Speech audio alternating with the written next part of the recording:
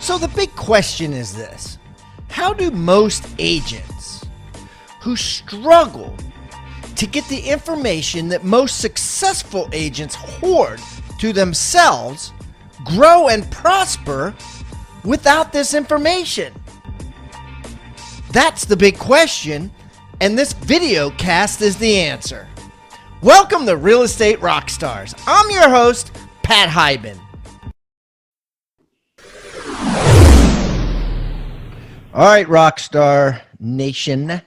I got a cool guest today. I got Kevin Markarian on the line. And Kevin has his own company with 65 agents in multiple markets. And he's also one of the directors over there at Lab Coat Agents. If you're not on Lab Coat Agents, you want to go check it out on Facebook. 90,000 realtor members. It's just crazy, just absolutely bonkers, the amount of activity that goes on there, and you want to check him out there. But we're going to talk about everything today. We're going to talk about his growth, his business, what's working for him and his company, what's not working, and we're going to talk about what the hot topics are today on Lab Coat Agents and everything else. So without further ado, Kevin, welcome to Real Estate Rockstars. Thank you so much, Pat. I'm very excited to be on this show. You're a legend, man. You're an icon. I'm happy to be here. Thanks, bro. Hey, why don't you tell everybody who you are, boss, so they get to know you better? Yeah, Kevin Markarian. I have a company called Marker Real Estate. We're based in San Francisco. We have a couple offices there. We have, like you said, we're in multiple markets, including the East Bay and the Central Valley of California. We're now in Southern California. And we do a lot with online lead generation, automation, leverage. We, when I first started Marker, I thought about what's the biggest challenge facing agents in our industry, and I think it still is the same today, which is, where do I get my next deal? Where's my next client coming from? With leads, I think with the systems that we have in place, we've been able to bridge the gap for some people to answer that question and allow them to expand and grow their businesses and really just use our company as a platform to grow their business. And it's been great. It's been a fantastic ride. We just made the Inc. 500 list, which is very exciting. That's awesome. Like, how did they determine that? So somebody reached out to me and said that we should apply, that that we might be a good, candidate to make the list. And I applied for it. And how they determine it is your percentage of growth 3 years prior to present day. So, they compare that to all private companies in the United States. And so it's the Inc. 500 list of fastest growing companies in America, private companies. Do you think real estate companies have an edge because they get to count commission as income, and it's really not all the brokerages, like at least half of it's going back to the agents or so, you know what I mean? Like, did that give you an edge compared to like a company that sells apples or something that, Yeah, that's fair. I think you're not giving back, half of everything you make. Yeah, I think that's fair. I think like any company, there are expenses. So what they look at is your gross income prior, like top line income. So, if real estate, we have our expenses, and part of what we have to pay for is commissions. Other companies have other expenses, like an apple farmer might have to pay for whatever, apple seeds. Yeah, so, right. Land. They look at top line. That's awesome, dude. So tell me about, like, first of all, your transition from agent to broker. Like, how did you do that? Like, how did you say, I don't want to sell anymore, I want to open a company and just be the broker? It was actually out of I had my twin boys. I had twin boys, and I just thought about, like, what am I going to be doing when I'm 70 years old or whatever, right? I just envisioned myself slowing down, and I didn't, and I was so busy. I was generating a lot of leads. I was working with lots of clients, and I looked at that kind of situation and said, it's not sustainable. I can't go out and do showings at like 8 o'clock when I have two kids that I have to raise. So that was one of the reasons that kind of triggered the move towards brokerage, move towards building a team. And and then using the systems that we had developed over the years with automation and leverage and like CRM and platforms and technology. It was just a really kind of easy thing to do as well. Although there are lots of intricacies in terms of utilizing these resources, at the end of the day, it comes down to making those processes as simple as possible, and that's what I was able to do. And then, so your company is kind of like what a lot of people would call a teamerage, right? It was, when it is or was your team, right? Like, talk to me about that. Yeah, so it very much is still run as a team. It's there's a lot of engagement, a lot of interaction, a lot of our agents work together. There's a kind of a feel of camaraderie and transparency and collaboration. We use platforms like Slack, which is an online platform, as I'm sure you're aware. It's an app that We use it. Yeah. all of us throughout the state are on together, and we're sharing ideas and collaborating with one another. And so, yeah, it's run as a team. It's run as a team, and I feel like, in a way, I don't see why someone wouldn't do it that way. I'm not sure. Maybe I'm looking at it the wrong way, but I don't see why a person wouldn't want to run their company as a team, just for the simple fact that your culture will benefit. Like, it would be more of a positive environment, more of a positive culture, and it would just create a good place to engage with one another and learn. And yes, and then also with regards to leads, we're generating thousands of leads, and agents on our team that want to work them have the opportunity to work with clients right off the bat, like from joining from day one. If you want to work with clients in a particular area, we can provide those opportunities, and it's been great. And like I was saying, we've helped lots of agents grow and take their businesses to the next level, and really utilizing the leads that we provide as a supplement. And that's what I talk about a lot. A lot of times people see companies like ours that are providing lots of opportunities to agents with lead generation, and agents tend to rely on those leads and end up. I think that it can be really, frankly, a mistake, because the idea is that we provide those leads, are opportunities, and they should be a supplement to your business. And yeah, it's a problem. It's like, this is a great conversation. I think a lot of people, it's almost like a drug addiction, and there has to be some sort of transition through rehab if you get sucked into it to the point where you're not balancing out, where, like, whatever you recommend, let's say it's a third, it's a third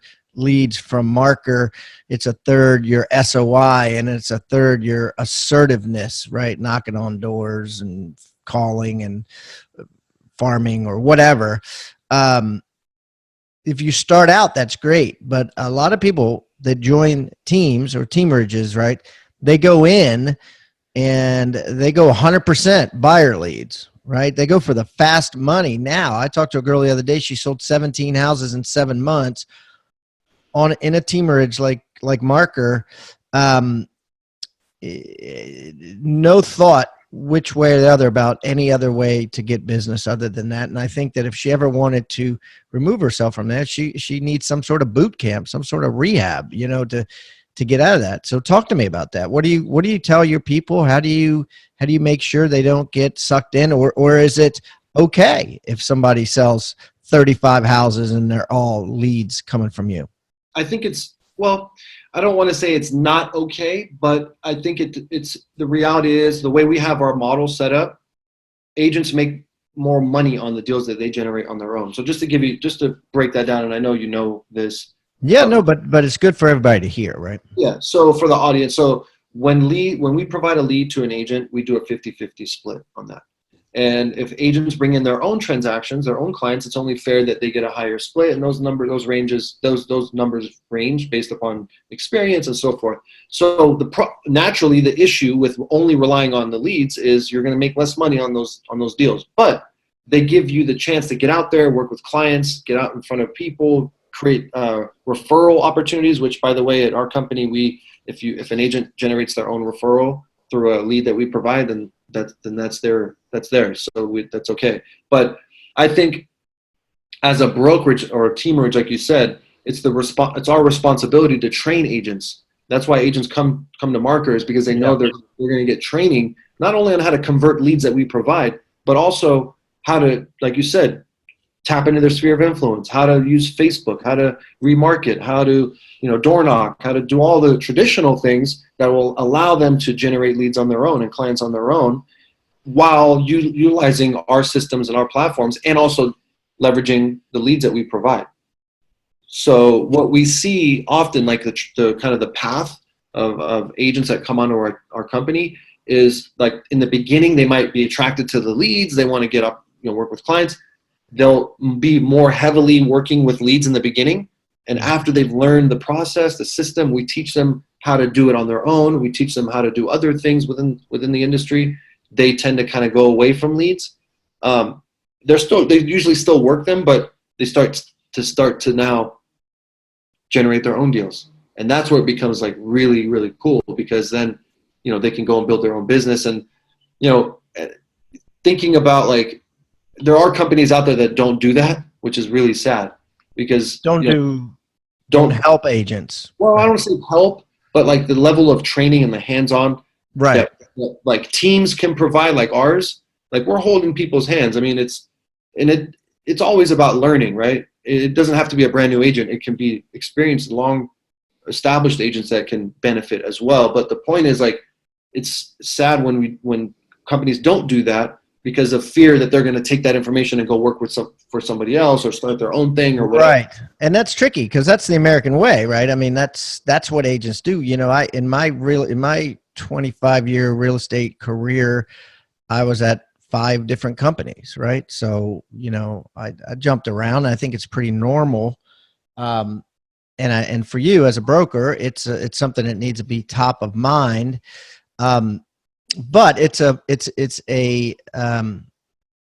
not an abundant attitude, right? It's a scarcity attitude of, I better not train them because I want them to be addicted to leads. You're giving them such a gift. It's like that old adage, you give a man a fish, you feed him for the day. You teach him how to fish, you feed him for a lifetime.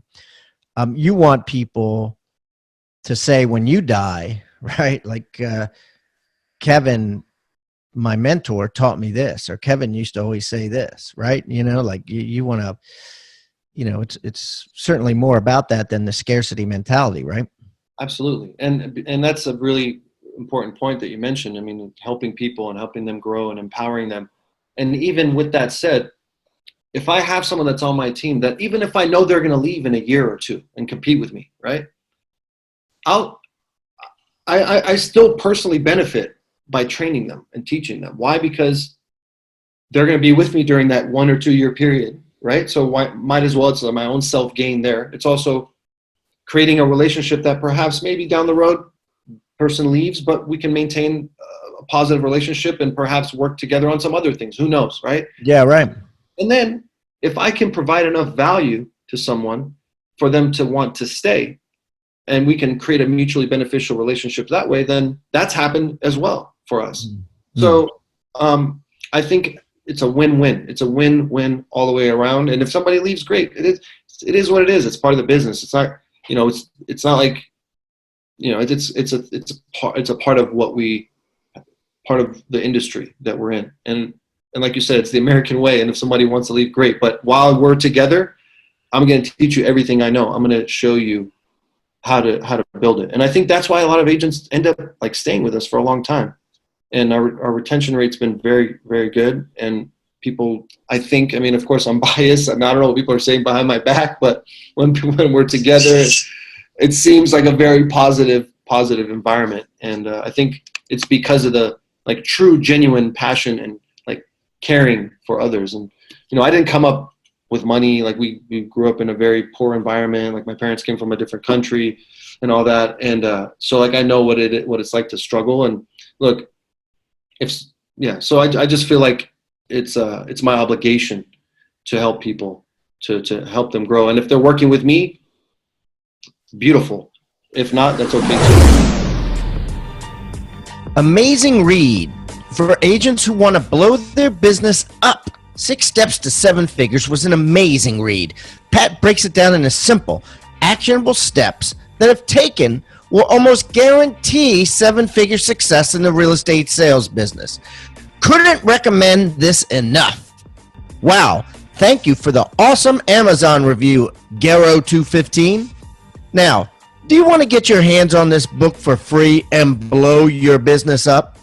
Here's how. Go to free6stepsbook.com. That's free, S-I-X, stepsbook.com right now. Or simply text the word PAT to 444-999. That's text PAT to 444-999, and I'll send you a free book.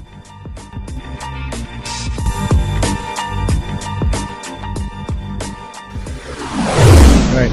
Well, let's get to some nitty gritty. So let's talk about like how you're providing for your family here. How you're providing for these 65 agents. Like where are you spending money, and how are you getting leads, and how many leads are you getting? Blah blah blah. Sure. So first of all, it's not rocket science. Like, we're using platforms that are available to everyone. So like Realtor.com, Google PPC ads, Facebook. YLopo is really good right now. We're also utilizing companies like Agentology to work our back end. Call Action. These are all really, really good companies. And so we're generating maybe a couple thousand leads a month. And it's the lead generation part that anyone can do that. It's easy, right? Right. I can So, pick up the so phone.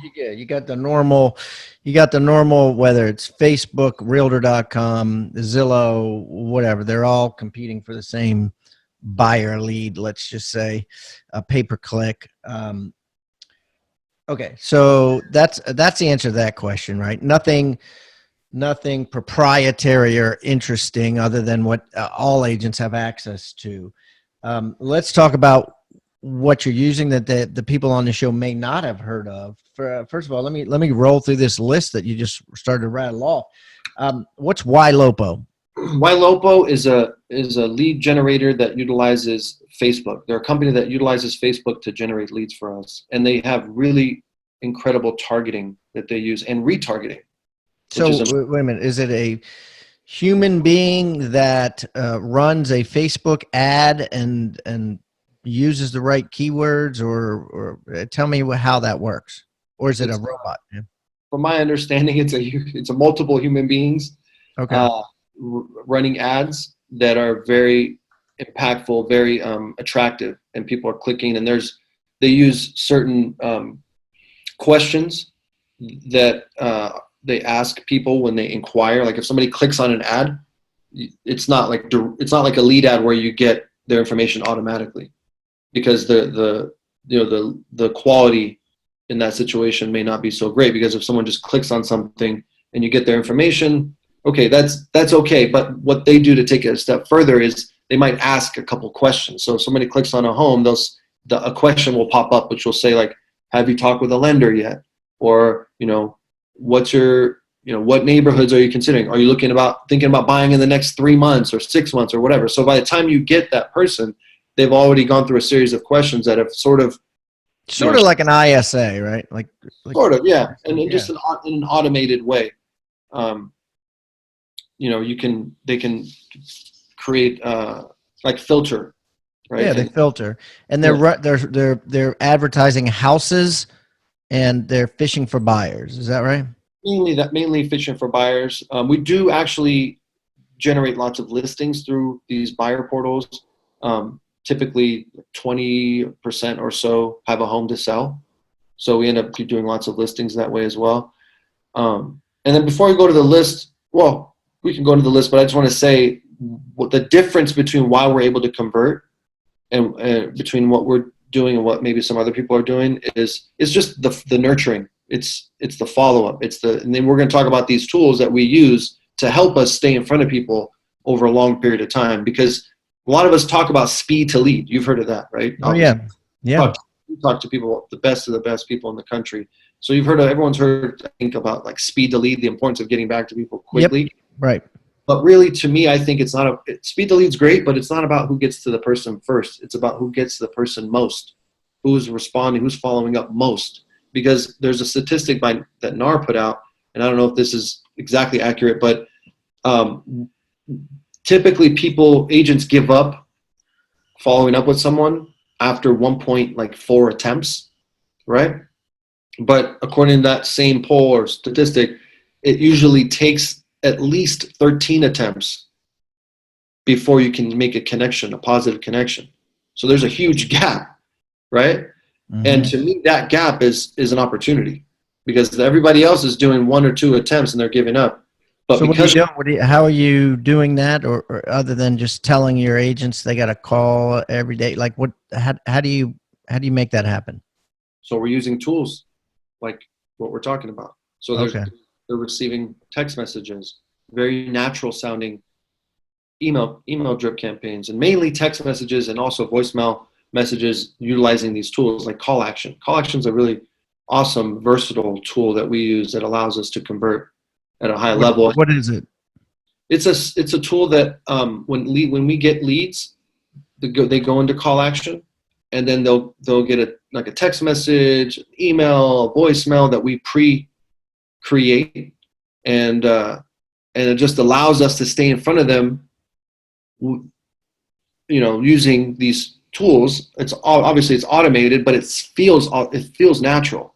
It's natural in tone, and it's really cool too, because if somebody responds, the campaign turns off automatically. So that's really helpful too when you have so it'll keep texting, hey, do you want to see that house? Hey, do you want to see that house? Or whatever you tell it to do, until you say no or yes. Yeah. And to be able to respond to 2,000, 3,000 people a month by yourself, it's impossible. Yeah.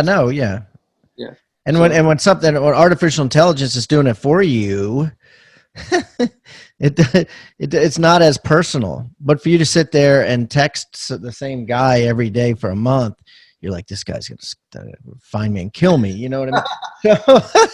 So it takes the personalness out of it. So it's just happening, and then you don't know about it.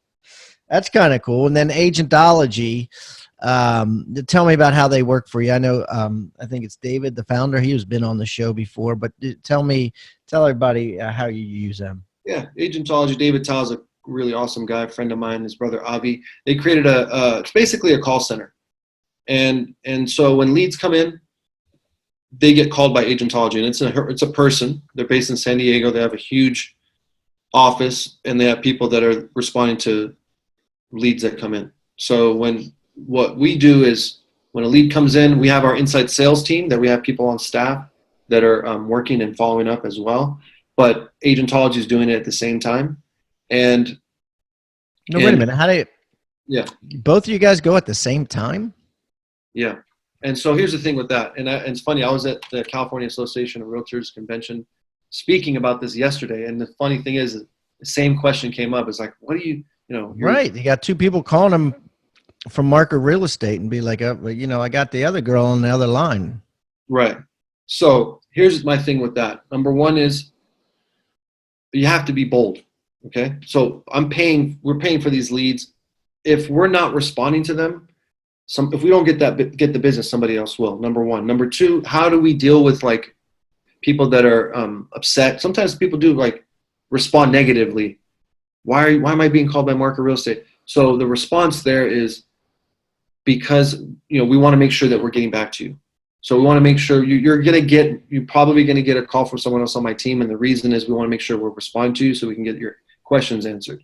And here's the thing too. A lot of these leads that we're paying for, they're shared, number one, right? They're not always exclusive. There's other people calling them anyway. So I'm willing to take the chance, potentially, and we try to manage it, but I'm willing to take the chance of potentially upsetting someone and then apologizing, then versus isn't that like wearing two belts? I mean, you're having two people do the same job. Wouldn't you save money if you fired your ISA or you fired agentology? I mean, one of the two is probably better than the other. I don't know who's better, but you know what I mean? Like what? Fair. Or do you find one day agentology slow and the other day your ISA is slow? I mean, tell me about that. It's an insurance policy. That's how I look at it. So agentology is a backstop.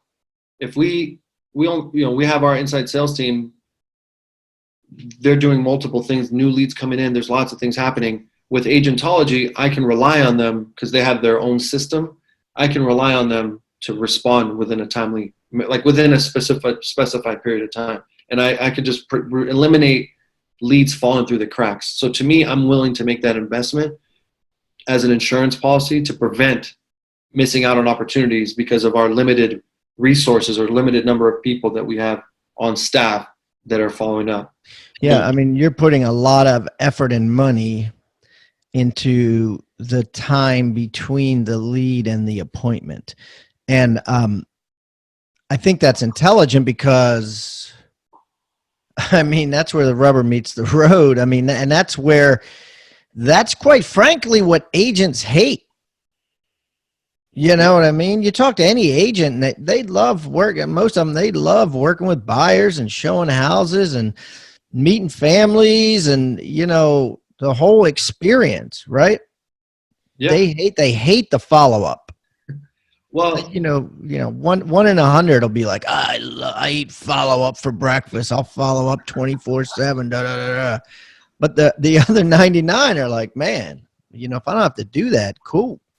Yeah, and if you are in that 1%, then you're going to get tapped out at some point. If you want to scale and grow, you're not going to. One person can only do so much, right? Yeah, if that's your attitude, you're better off actually being a listing agent because you can do so much better with that attitude with following up on listing leads, and you know what I mean. Have more control and being, you know, that personality should be a listing person, really, yeah.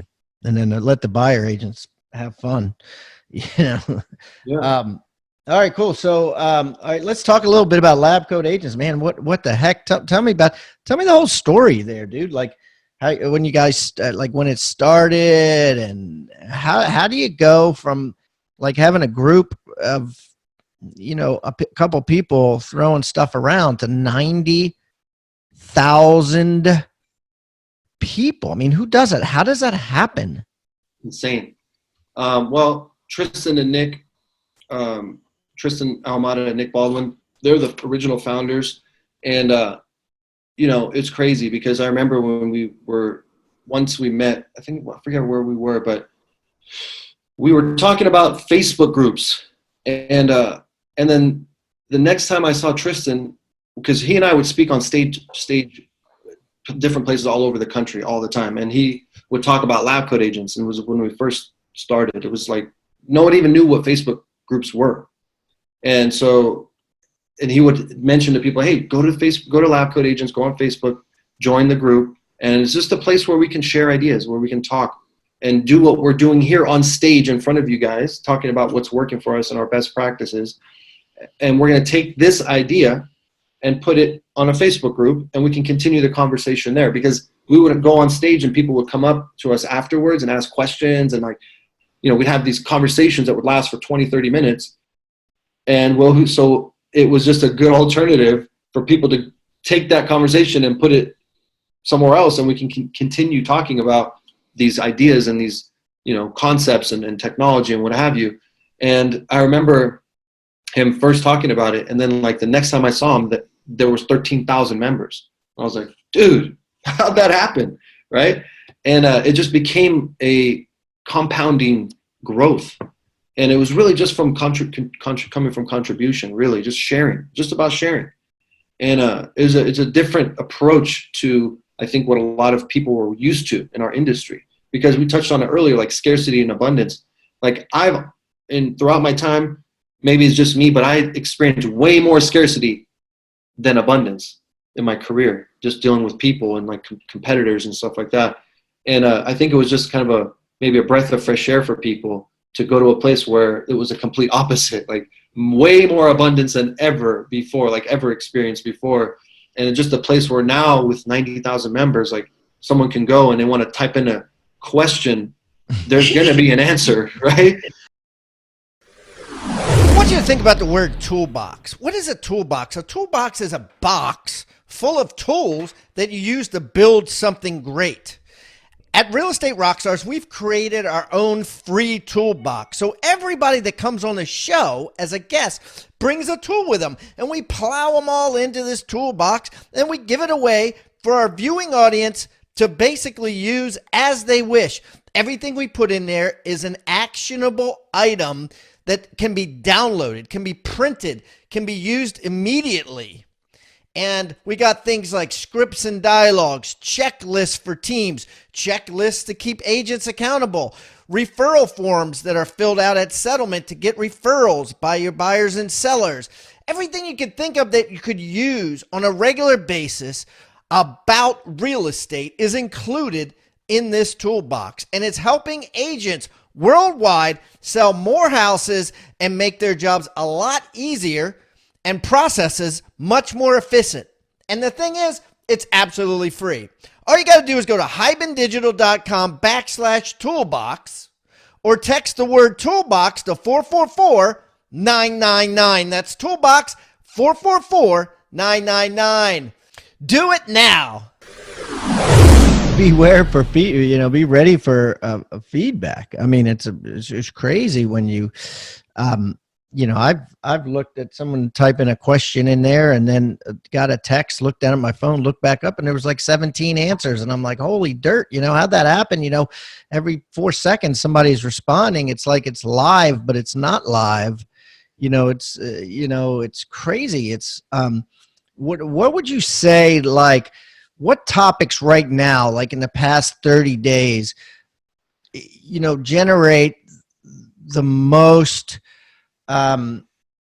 response and the most conversation amongst the agent community at large? What's funny is a question that comes up all the time, and we're actually talked about making a shirt that says this, but what's the best CRM tends to be like the most like, like that's like the most popular question. But no, right now, I think what people are thinking about a lot is like this market shift.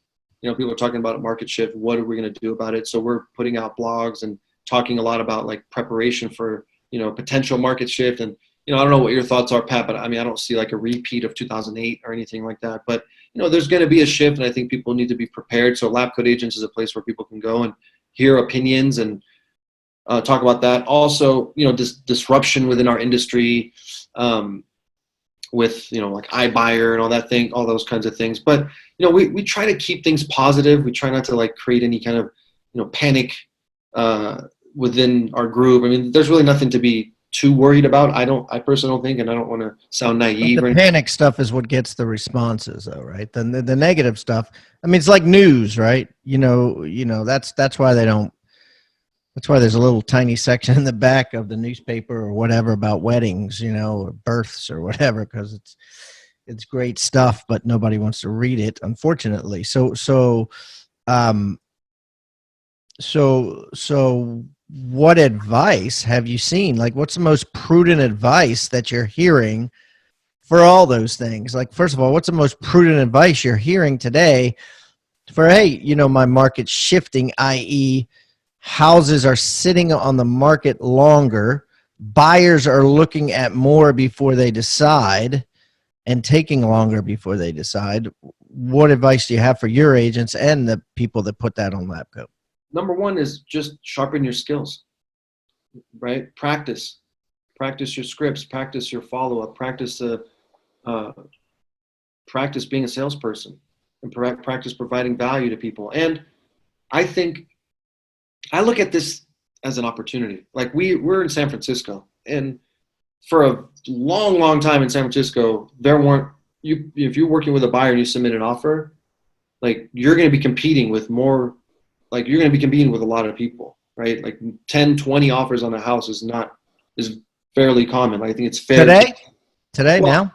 Well, no. So now that's changing. A year ago? A year ago, yes.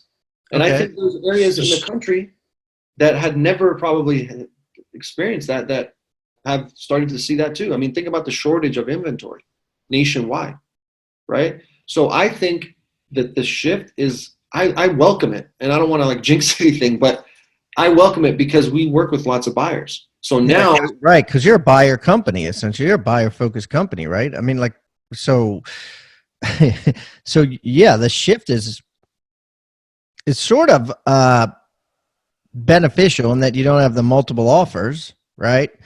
Um, let's think about this. Yeah. And because a seller's market always benefits the listing agents, right? Because listings are gold. You know what I mean? You can just write your own ticket with if you're a big listing agent in a seller's market. But on that, real quick, is you're also competing for those listings too. So if it's a strong seller's market, it's like putting in an offer with multiple offers, right? And in on a listing True. presentation, it's a multiple agent competition at that point. Right. Taking lower commissions and fiercer, competitive. Yeah, right. They're talking to multiple agents and you lose listings. I mean, you just don't get them all. Interesting. So, price reduction scripts, I think, are huge. Agents need to start learning those better. And like you said, scripts and dialogues about what's happening, explaining, hey, the interest rates have jacked up, like 3-4 times already, right? Probably one more time before the end of the year. This is what happens when that happens. Interesting. Yeah. What else? Like what? Setting proper expectations for sellers when you get a listing, setting proper expectations, talking about the market. Like you said, things are changing. I know we've had multiple offer situations over the last 10 years, but that's starting to change a little bit. So setting those expectations. Also, negotiation. If you're working with, I think both sides, but if you're working with buyers, understanding how to negotiate, even with listings, understanding how to negotiate. I think that's something I think that agents should be learning about, like going and taking courses on negotiation. I don't know if you know any really good negotiators like that have done courses within the industry, but I would love to know who those people are so I can have our agents go and learn from them, because it's going to be necessary more so than in recent times. Yeah, I've had it on my list of courses to add to Rebus University. We did create a price reduction course, a certified price reduction course, and I've had it on there, but I haven't done it. I just shot a retention and recruiting course, but I think really, like you said, I think negotiation is the smartest one to do next, because, like you said, there's not a lot out there, but you're going to have more and more of it. The other thing is deal management. Tell me about that. What do you mean by that? Deal management means being able to manage your clients after a deal goes into contract. So deal management is, how do you manage your clients' emotions? Like, it comes down to setting proper expectations. How do you deal with contingency removals? How do you deal with, just managing a transaction is going to be very important, because now, like with you saying interest rates going up, and there's going to be more perhaps buyer remorse, I guess. Right? Like people going into contract, they're seeing price reductions, they start to freak out. So managing those expectations and being able to manage the transaction, a person who can be the best transaction manager could potentially make a lot more money than someone that doesn't know, that also freaks out. So here's an example. I always use this. So flying on a plane, right? For those that have like a fear of flying, I kind of did before, but I always relied on this one thing, which is when you get turbulence, we've all had that moment on a plane where you're like, oh my gosh, like, right, where you put your foot down on the ground, like thinking it's going to make a difference, right? Right. It makes no difference, right? Yeah, right. You're like, let me hold this steady. Yeah. So the first thing I do when there's turbulence is, personally, I look at the flight person, the flight, right? Yeah. I look at that person. I look at their face. I look at their response, right? And if they're keeping their cool, then I'm good. It makes me feel at ease. But if they're freaking out, how's that going to make me feel? If I'm already holding on and putting my foot down, trying to brace the plane, I'm going to freak out too. Mm-hmm. So in transactions, when talking about deal management, we have to be like the person on the plane, the flight attendant, if that's the appropriate verb for that. No, that's right. Yeah. So we have to be like the flight attendant in a transaction. So if there's something that happens, we have to keep our cool, because if we start freaking out, they're already freaked out. So they're going to freak out even more. And guess what? You just lost. Right? So that's really important to maintain our own emotions in a deal. And sometimes it's hard to do when there's a lot on the line, with big commissions and what have you. Oh, So agents are sometimes agents are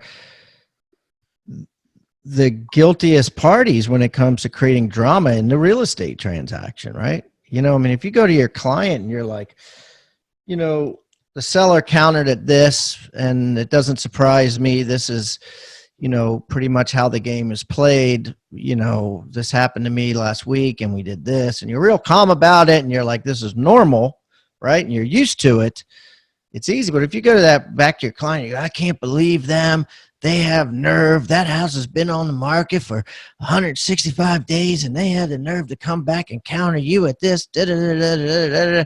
You're getting them all wound up for no reason, yes, absolutely, absolutely. And I think we're human and we deal with these emotions. I think it's important to have someone like your broker or like someone that you work with in your office that you can go to get some feedback and try to kind of level things out and see, am I okay? Like, look at this from the outside.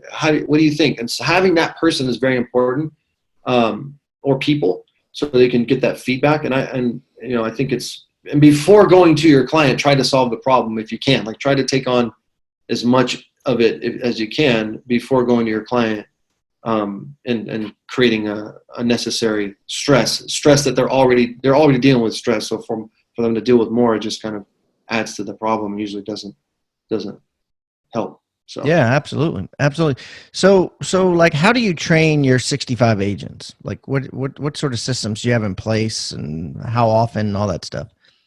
So we do trainings every day. Every day. Every day, yeah.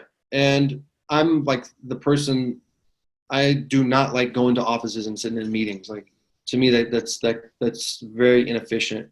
And if you're doing it, especially every day, unless in some situations it makes sense. But my point is, we use what we're doing right now on Zoom. That's like we use technology. So we do every single day. We have a 5 to 15 minute short session on some topic, and we use our vendors, our people that we work with, our partners, to run those meetings. And for a lot of reasons. Number one, we want to create rapport with our agents and them, and we want to give them exposure, and we want our agents to learn at the same time. So, and also be efficient. So you're not. So women. So who are your vendors? Like, Like our people that we work with, like for example, Tuesdays we'll do our transaction coordinator will come on, and she'll talk about some topic, contingency removal or whatever, for 5 minutes, no more than 15 minutes.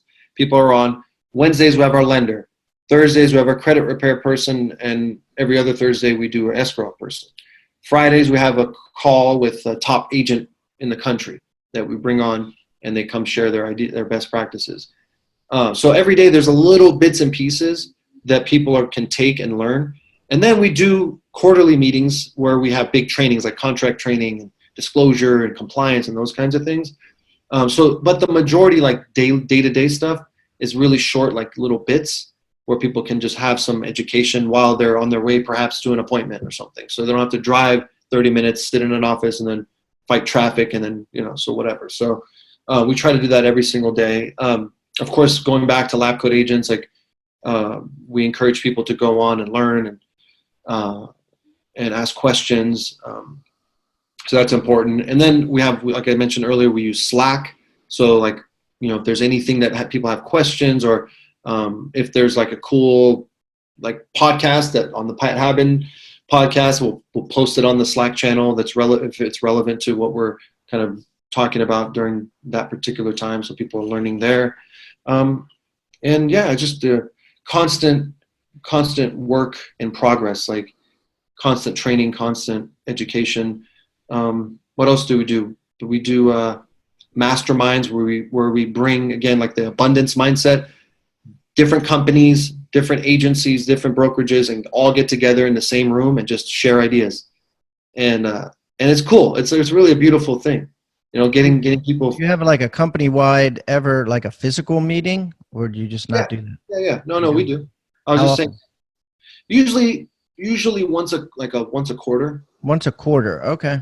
But we do get together more so with like social events, like more to getting together to go go bowling or something or whatever, right? Like go get together to hang out. More social functions when we're doing physical interaction. And yeah, so it's just more of a team building.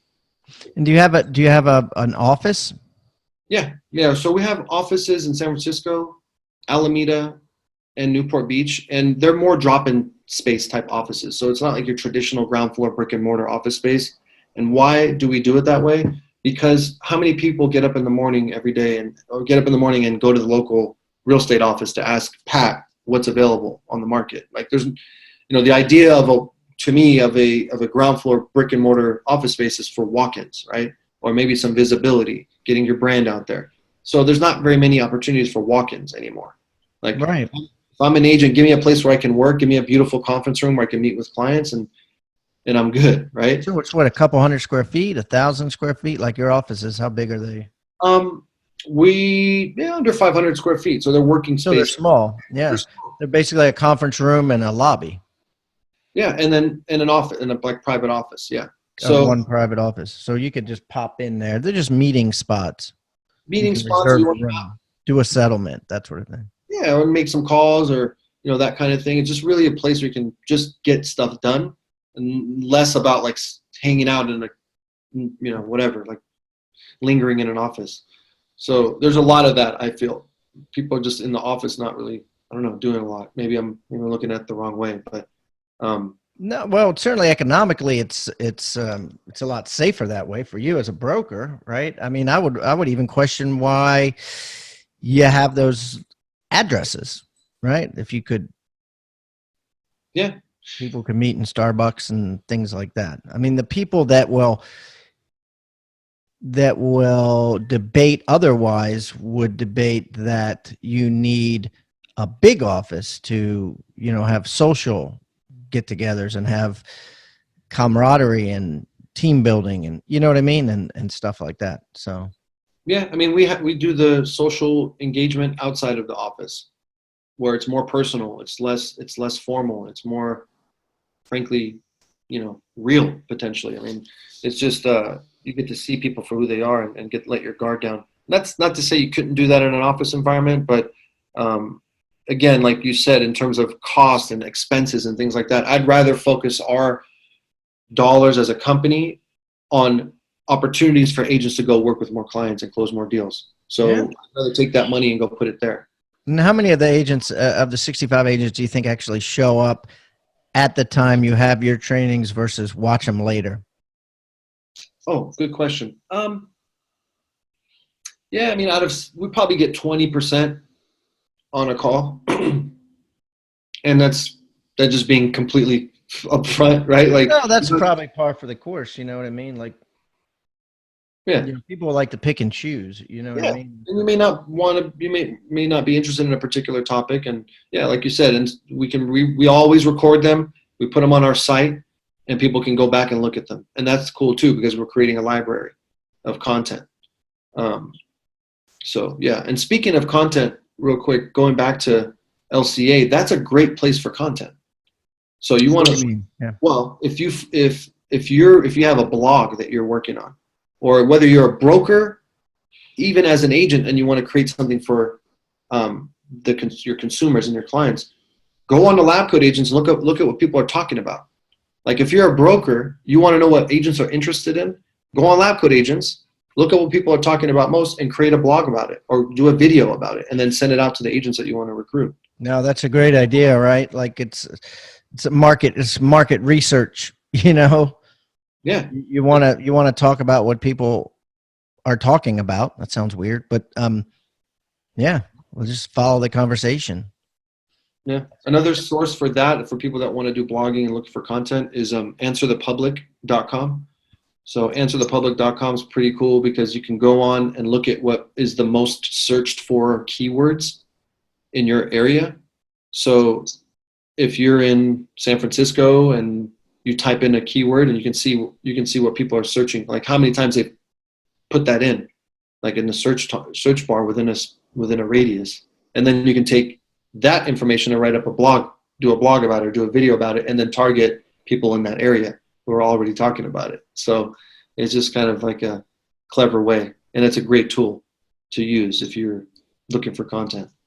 Yeah, no, that's a great idea. So speaking of content, let's talk about your free gift, Kevin. What's as you know, everybody that comes on brings a free gift, and what we do is I'm going to put this in your show notes. Okay, so I'll tell you what, I'm going to make this real easy for everybody. I'm going to put it at hibandigital.com/marker. That's hibandigital.com/marker. What is your free gift? So today I'm going to give away our 32-day follow-up schedule. And this is what we use when leads come in, and how we follow up with them, how many times we're calling them, texting them, emailing them. It's been like the bread and butter for our business in terms of conversion. So we're going to give that away, and I hope people enjoy it. And it's really been a great tool for us. And yeah, that's the gift. That's the gift. That's today. Awesome. 32 days, right? 32. That's awesome. So guys, I'm going to put that on hibandigital.com/mark. I'm also going to put all of Kevin's info. If you want to reach out to him, you got a referral for San Francisco surrounding areas. You want to jump on there. He's got plenty of agents that can service you, and everything else about him, all his social media. I'm going to put a link to Lab Coat Agents. If you guys aren't on there, you need to get on there. You will freak about the amount of engagement on this thing. So it's on Facebook, LCA or Lab Coat Agents. And of course, I'm going to take his 32 pointer and I'm going to put it in the Agent Success Toolbox, which can be found on hibandigital.com/toolbox, or you can text the word toolbox to 444-999. Kevin, listen, bro, I really appreciate you coming on today, and look forward to meeting you face to face in the future. Yes, I'm really looking forward to that as well. It's been a great honor. And like I mentioned earlier, our company's growing. So if you're in those markets in San Francisco and Newport, Orange County, East Bay, Northern California, we're looking for good people. We need people to help us to work these clients, and we just want to grow with the right people. So, but yeah, thank you so much, Pat. And thank you very much for letting me come on. And it's been great. And you're obviously doing great things in the industry. You're the best podcast out there, man. So keep up the good work. Thank you so much for tuning in to Real Estate Rockstars. If this free content is giving you a ton of value, I want to ask a small favor in return. I need you to pull out your pointing finger and hit the subscribe button. Yes, hit subscribe, please. The more subscribers that we get on Real Estate Rockstars, the better guests are attracted to the shows. We'll get more guests from the top companies, from the top teams, and even more celebrity guests like Robert Kiyosaki and Barbara Corcoran. Also, if you're not a member of our free Facebook group, go to Real Estate Rockstars Radio right on Facebook and join the conversation. I'm on there myself on FaceTime Lives, and we have a lot of communications and questions about the show, and I'd love to see you there. And it's free. People ask me all the time, where am I on social media? I'm real easy to find. Just type in my name. My IG is I am Pat Hyben. It is blowing up on Instagram, adding tons of subscribers, and I'm on there probably twice a day. So definitely follow me on Instagram, as well as everywhere else. Thanks again for listening, and keep rocking.